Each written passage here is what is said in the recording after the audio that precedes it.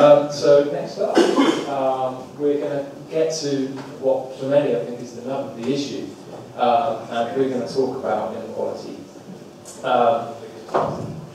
Some people have actually said that Ed Miliband, I think we're referring to the 2011 speech, maybe it was the 2013 speech, that Ed Miliband grasped the nettle of inequality. It was great that he is now talking about it using this frame of causes of cost of living crisis. Well, cost of living crisis actually. It's not, isn't talking in terms of my event titles. So this is a great thing, perhaps, for some, that this is being addressed. But I'd like to spend some time understanding where we are with inequality. So we have with us Ben Etheridge of University of Essex. Thank you, Ben. So where are we? Who is suffering from inequality, and how has it changed since 2008? Right, well, thank you very much for inviting me. So I just wanted to say, so our marketing department is very keen. It's the University of Essex, not Essex University. So, by the way, thank you very much. So I think there was a bit of discussion at the beginning about inequality and talk about the bottom of the income distribution versus the top. Actually, on most measures, raw income inequality has gone down. So I mean, the Gini coefficient has gone down. It's stayed roughly constant since the financial crisis 6 years ago. I think the big story in inequality is the cross-generational changes. So we see very clearly that right across the distribution of pensioners, they've done okay. And it's really, younger generations, people with children in particular, right across the distribution, they've suffered, much more. So in raw inequality, everyone's gone down from the bottom decile to the top decile, but it's this generational story which is the most important. None of you have questions? Interrupt, come on. Christian, I think. Would that also be true for pensioners who are not homeowners? Most of them probably are, but is that just the effect of the timing, that they have bought their homes before the price explosion started, before the 90s? Okay, so I was thinking of current incomes, so housing doesn't really come into that, so I'm thinking of pensions and so old workers, people over 60 have done the best in the labour market. You see the employment rates of people over 55, they've held up or they've gone up, so people don't want to retire. There's been a relaxation of compulsory retirement in the last 5 years. So whereas you see younger, so people in their 20s, the labour market performance is very poor, employment rates have gone down, employment rates of people above 55 have gone up. Is it also supposed to be the case that the top 1%, and I know that there's a problematic rate, the top 1% have actually improved their status quite considerably, but I was told that if you strip them out, you get a ratio of 1 to 40, as difficult, for the lowest at the top, which seems quite tolerable. I thought it was most definitely like myself. But once you get in the top 1%, you find yourself in a much more difficult position. Actually, we become a grossly more unequal society once you factor in the size of the very top. Right, sure. So there is a long-term trend for the top 1% and the top 0.1% to stretch away from the rest. I mean, that's been particularly noticeable in the US, in the UK. And in terms of the crisis, the top actually did, at the beginning of the crisis, the top did particularly badly because they work in financial services. I think they've recovered somewhat in the last few years, but in the last 6 years, there's not a particularly noticeable trend for the top 1% compared to the rest. I tend to come to the top 1% is not rising extraordinarily. Oh, okay. So they suffer. That's not the narrative I'm hearing. I'm hearing 1% evil, they're taking all the money. Well, that's definitely a long-term trend. I mean, so if you look at the 1% versus the rest, I mean, since the 1950s, they've stretched away from the rest. But in this kind of high frequency, in the last 5 years, I mean, their performance is not so noticeably different. The people that come from the sort of more Rawlsian perspective on inequality, which is obviously that you tolerate as much inequality as improves the material condition of the poorest people in society, which I've always thought quite a seductive idea and quite a good one. If you were to follow that reasoning then, the status of the top 1% is something that would concern you, because of course it would have inflationary pressure and a series of others without really improving the material position of people at the bottom. Would that be a fair assessment? So could you say the question again? Maybe could you possibly say, if that's not 1%, the way that this functions, if we increase the timescale for the last 50 years, that the way in which it has amassed wealth has done anything for the material condition of the people at the bottom? Well, so there's that narrative in the debate in the US. So I mean, there's a contrast between median wages, say, not even the bottom decile, but median wages in the top 1%. And median wages haven't changed very much for the last 40 or 50 years. Some periods of growth in the 90s, but they stay roughly static. And the top 1%, if you aggregate their total, I mean, a large fraction of overall GDP growth in the US has gone to the top 1%.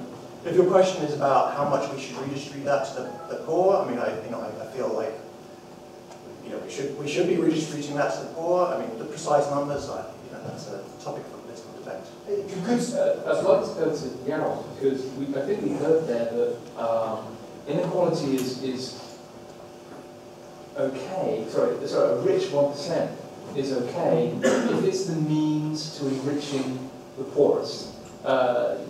Yarrow, does that stack up for you?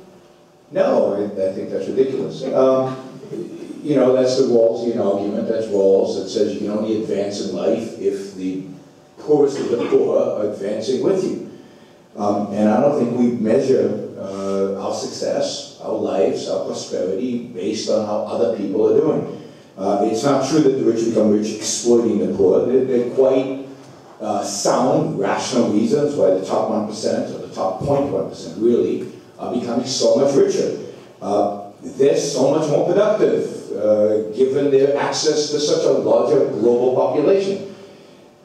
People get compensated in the marketplace based on productivity, and in that sense, inequality is justice. It means that people are getting different amounts based on their different levels of productivity.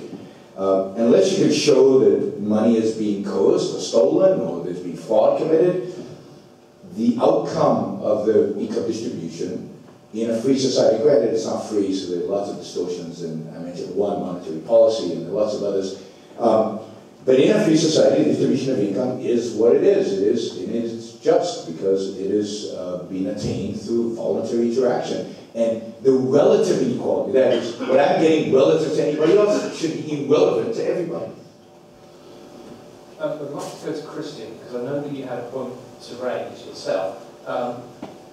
Because you're the IEA guru, I'd like to ask you, perhaps this monetary thing, which I know Garrett's explained, as I mentioned a few times, could you explain how monetary policy, which seems arcane and remote to me, perhaps to more people than me, how does that actually cause this difference between the norms? Well, there will be the effect of quantitative easing that inflates the wealth of those who are wealthy to begin with. But that was actually the question I wanted to ask. I mean, that's wealth, that's not income.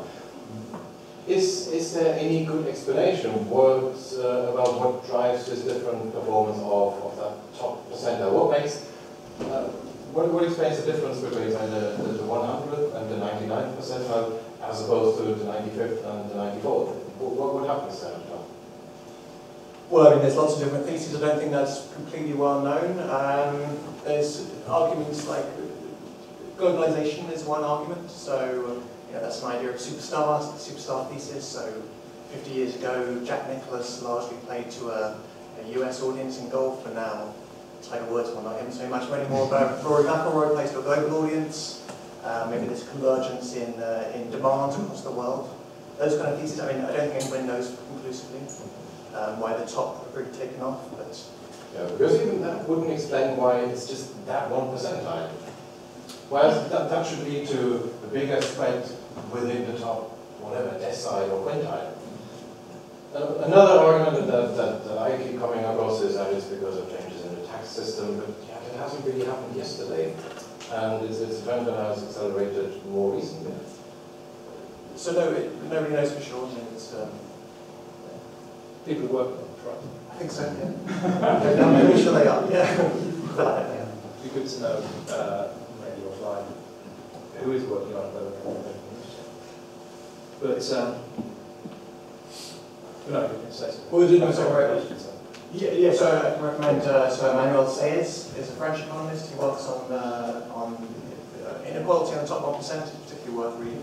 You don't want to read Thomas Piketty, another French. They work together, but. You guys have heard of Piketty? Piketty's terrible. I mean, the book is a disaster from beginning to end. It is a biased analysis. He starts off by telling you that inequality is immoral and wrong. He misdefines capital, which is the title of his book, so you should think you know what capital is. He's not measuring capital. He assumes capital is this amorphous, unidentifiable blob that just sits there and gets a return of 8% or whatever it is, without any effort being attributed to it. It's all monolithic. It's not, different types of capital. He just aggregates them. He takes market prices as if you could sell any of this stuff, right? As if there was a real market for this stuff. And he aggregates market prices as if that's some kind of measure of wealth that's meaningful in any kind of sense. It's not. The whole project from beginning to end is massively, massively flawed. And I'm not even talking about the complaints that people have about this data set or that data set and the way he uses data, which is problematic. Just the US data, the tax issues that were mentioned. I mean, just the way we measure wealth has changed dramatically because of tax code. We used to keep it all in certain types of corporations. Now we shift to other types of corporations. His data can't capture that. I mean, this book is a disaster from an economic perspective. It's a disaster. And the fact that even people on the right giving him any kind of credibility, in my view, is horrific. Said my piece on it. Jan touched on, I'll complete my question. Jan touched on an important issue, which is measurement of poverty. Perhaps not conflating two technically different economic concepts, but people also talk about poverty. The fact that poverty is on the rise, poverty is, there's too much of it. But then when they define poverty, they define it in terms of the difference from the median. Assuming one of those bell curve things, isn't there always going to be, just because of the way you measure it, some people that are poor in poverty? It's mathematically possible to eradicate relative poverty. You would have to have an income floor. You would have to compress the income distribution to such a degree that nobody has less than 60% of the median. No society in the world has done that. So even Sweden and Denmark still have relative poverty rates of around 10%. But numerically, it is possible. Wow.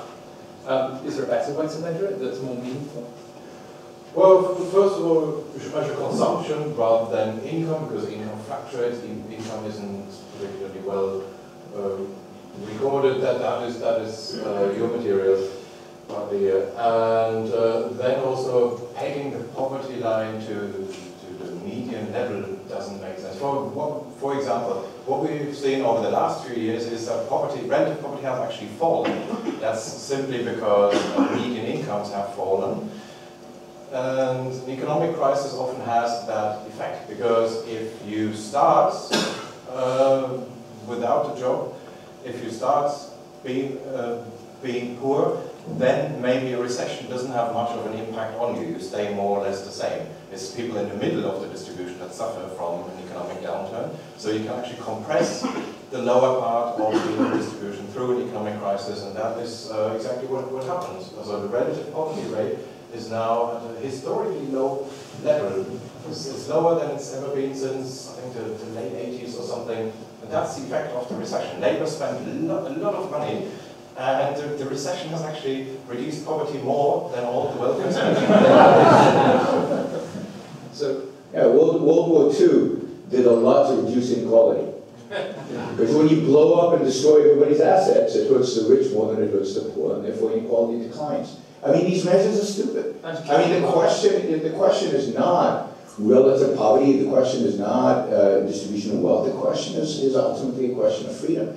And you know, there are lots of reasons why median wages might be stagnant when you enter a global economy and introduce billions of new potential employees in low-level jobs. And it also makes complete sense that talent becomes more rare and more, gets rewarded much higher. And talent in all fields that can be globalized, from basketball, as we mentioned, gold for basketball, to being a CEO, which I know many people think is not a big deal, but being a CEO is a rare talent. And until the Chinese develop their own CEOs, which they will, there's no competition for that, yet the demand for them is huge. So you'd expect this in a globalized market. And again, it's a reflection of justice. It's a reflection of people's skills, people's talents, and abilities. Extreme egalitarians, like the authors of The Spirit Level, are actually quite fond of the wartime economy for that reason. It makes an appearance several times. I mean, Piketty suggests the same thing. I mean, his ideal is the period from the 30s to the late 50s when inequality shrunk. Yes, it shrunk. The consequences, killing a lot of people and destroying lots of buildings, have that effect. That's not something to be encouraged. Final word with you, Ben. Anything you'd like to close with? Well, I did want to speak up a bit. I mean, I'm no radical lefty, but I did want to speak up a little bit about the gains from worrying about inequality, particularly the 1%. So I think it's very easy to forget about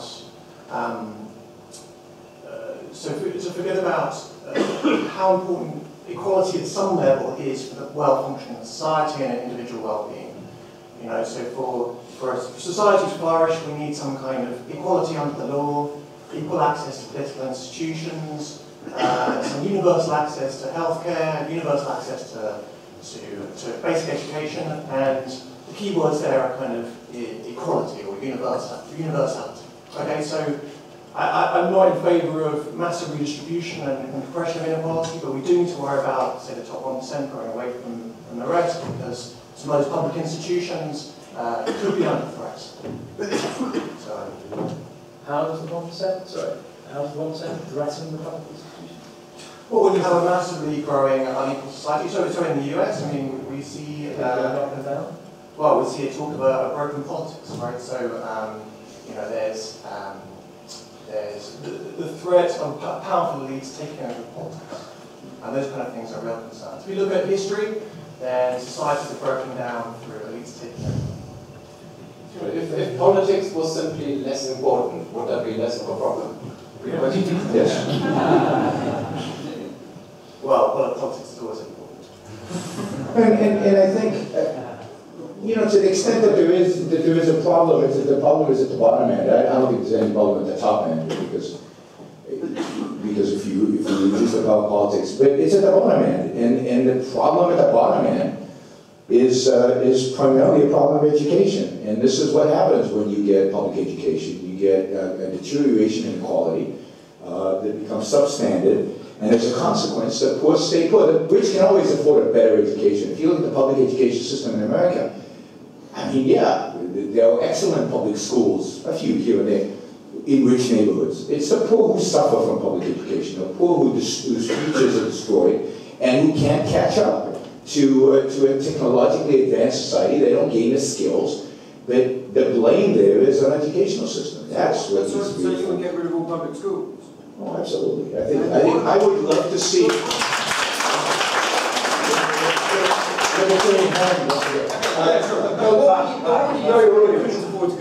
Well, let me refer you to a wonderful book by a Brit called The Beautiful Tree, by James Tooley. I don't think there is such a situation.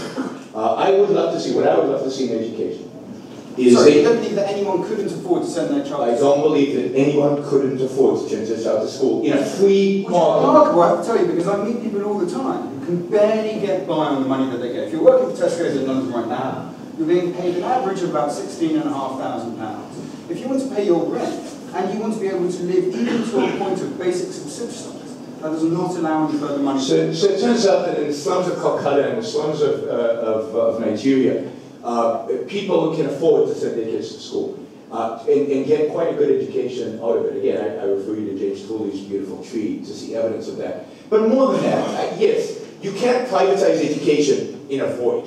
I'm not arguing for let's take education, privatize it, and ignore everything else. But the problem of the high cost of living is government.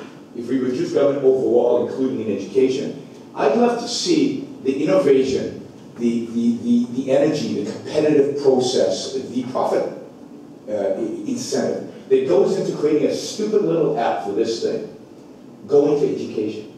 I mean, imagine the energy, imagine the possibilities if you actually took human brain power and applied it to the most important field we have. What's more important than educating our kids? It's the last thing I want to give government because it's the most important thing that we have and the most complex thing we have. Let's get the energy and the innovation and the competition of the marketplace applied to it.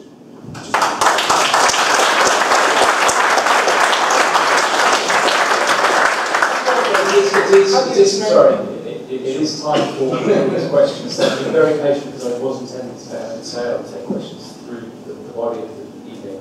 I think it's the best thing to do to the end, it's all done. Talking about education, I can see a deputy headmistress nodding her head and clapping. Do we have a question for a deputy headmistress? Yes, my question to you, Ron, would be